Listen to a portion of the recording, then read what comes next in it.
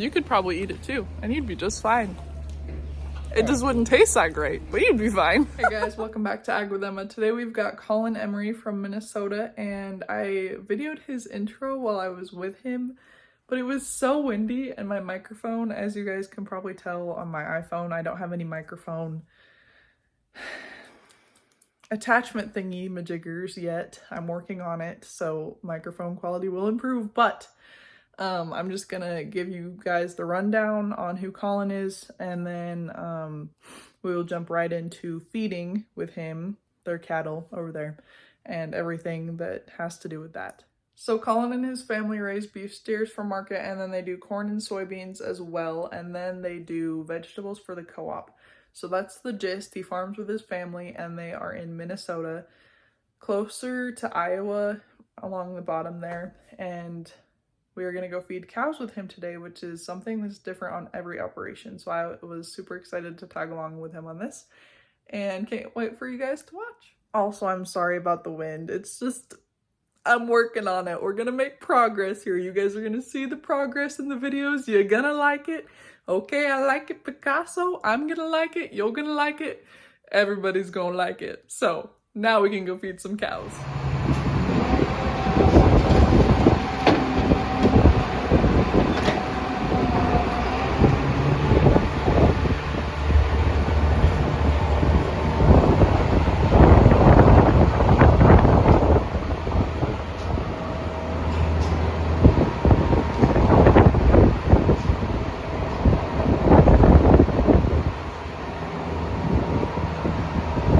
So here is what they just fed. A good old mix. What do they call that? Your TMR? Total mixed ration? Yep, it's our TMR of earlage with straw, soybean meal, wet distillers, and some,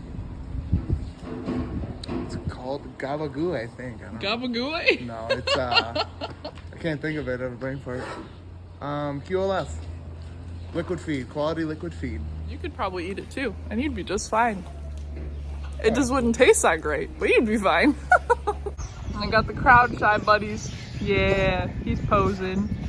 He knows what he's got in his rear end.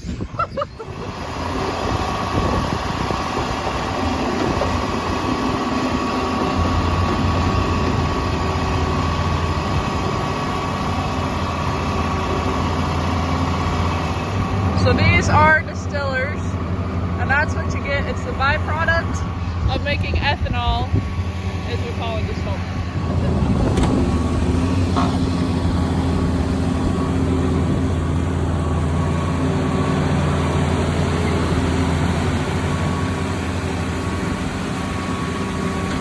So it gets packed in there pretty tight.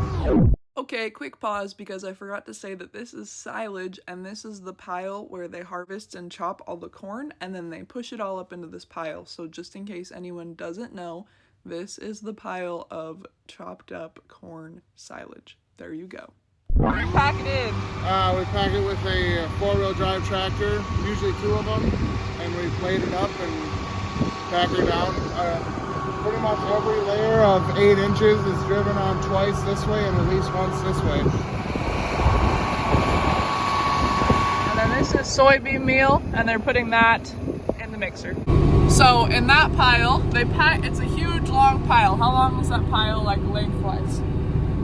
Yes. Yes. Anyway, it's pretty long, and they pack it down with tractors. So every, you said 8 inches? Yeah, give or take. Yeah, so they'll unload it with the truck. Oh, they'll push it up, right? Yeah, we push it up. Yep. We unload it with the tractors. Yep. We have like an end dump wagon, and then we push it up and pack it down. So, and you need to pack it down because of like the rest, to get the gas out of it so it can ferment properly. Yep. Because if it doesn't, then it goes bad, and then you lose a lot of money if that's not packed down right. Okay, so now we're in the shed. Here, I'll get out and show you what's going on. But what are we putting in right now? Right now we're gonna put QLF in it. And what is that? That's quality liquid feed, so it's basically just like a liquid protein. Basically, people that drink protein shakes, like that's what this is for them. It's a protein shake for a cow. Oh my goodness, they're getting buff. So the mixer is on, right? the mixer is on. Yep. And we're gonna come over here.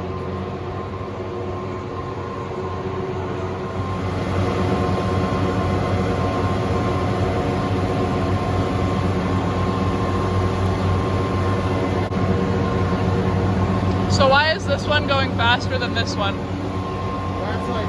That's trying to bring the feedback there up to here. Okay. Just a little bit, and then this drum is mixing the entire batch at once. Okay.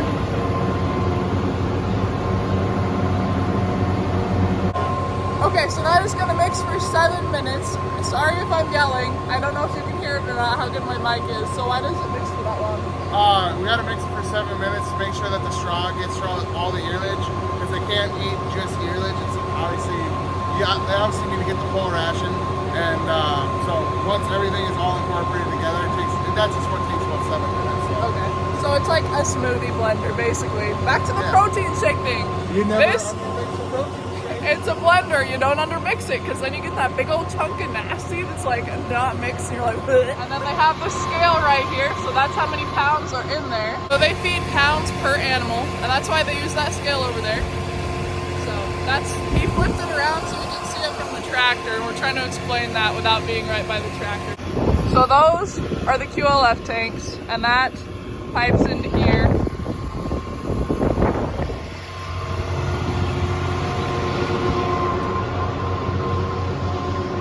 Comes out right there. So, and then up and over. Road mud. We're big mobbing. We're also praying we don't run out of fuel because we're at 2 bars. It's blinking. But of course it's gonna happen because Ag with Em is here, and I have the worst luck. I've already broken a hitch pin on this trip, and I break everything that I've touched. So yeah, I'm sure we'll run out of fuel. Why would we? Because I'm here. So we drove to where we gotta go. Now we gotta open gates. The most annoying part of farming, huh? Just kidding, I'm gonna get the next one. I don't even know how to open gates though. Every time I do it, I feel like I'm doing it wrong.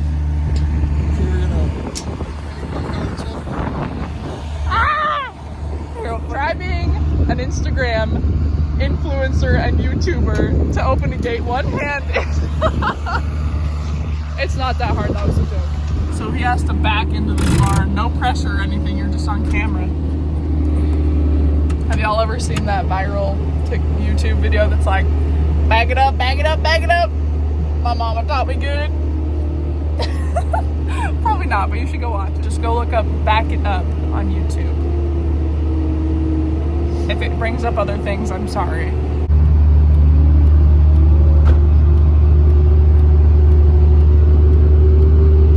So we are backed up all the way in the way back of the shed.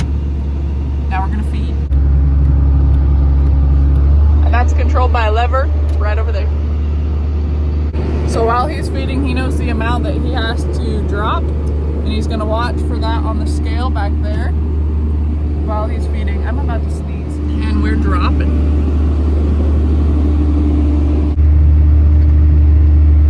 So that number's dropping while he's driving. All the cows are chowing down. We're closing the gates. Never forget to close your gates. We are back on the road, and something else I just thought about. There's a lot that goes into equipment safety when you're on the road. So we're driving on a pretty busy road, yeah? Yeah. And it's... and a bridge. But it gets scary for equipment operators. I mean, not necessarily, like, scary, that's fair to say, right? Because people drive and they assume that, you know, the tractors don't have anywhere to be and they want to pass them. And so, when you see a tractor on the road, give them lots of space, because you never know where the next move can be. Do you have blinkers on this? Yep. Yeah. So, 4-way flashers and blinkers. Yeah. So we try to be as obvious as we can. If you see a tractor with their blinker on, don't pass them. That means a blinker turn. Blinkers mean they're turning. Tractors mean it too.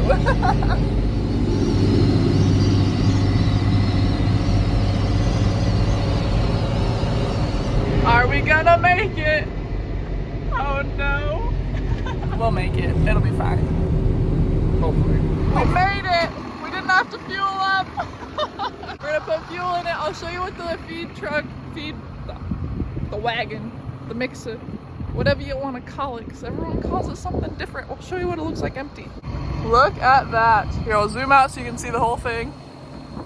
And this is pretty big. Like, just for reference, this is my hand, and while I have big hands, okay, really putting my hand on it does not show you anything about the size, basically, but you can see those turn.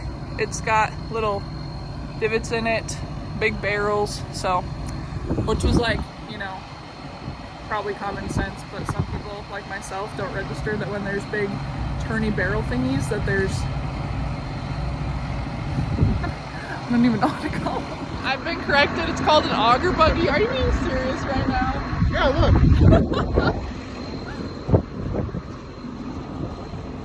It's a real augie, and it's a buggy to bring feed to the cattle, so it's not a buggy. It's better than feeding cattle with a horse and buggy, right? True. We use auger buggies. I'm a crop farmer person. I've said this before on this tour. On the livestock side, y'all call it something different, and it happens. So, to me, that's a feed wagon, feed mixer. To a livestock person, it's an auger buggy. Auger buggy. But an auger buggy to a crop person is a grain cart. So then you just want to correct them. Well, that's an auger buggy too, but that's the fall auger buggy. The fall auger buggy. Without the barrels and the mixers. Just augers. Just augers. She's thirsty today. It's because she was almost dead. She was so dehydrated. I really didn't come out to Minnesota to meet Collin for the cows. I came out to mob in the Grand Marquis. Aw, yeah. I used to own one of these, not own one of them. This was my daily driver. Not this car, but a Grand Marquis in high school. So it's just bringing back a lot of memories right now. It's even got a PA system in it and a killer bass. He just got this thing pimped out. Also, we get lots of TikTok content. Where's the phone? What? Gotta get TikToks when you stop to get YouTubes, right? So check out this TikTok. It'll be up by the time this video's up. All right, guys, well, that is all I've got with good old Collin. We've made a lot of TikToks, so stay tuned. Those are all very fun. So any last words? Have a good, safe spring, everybody. Amen. Hasta la pasta, everybody.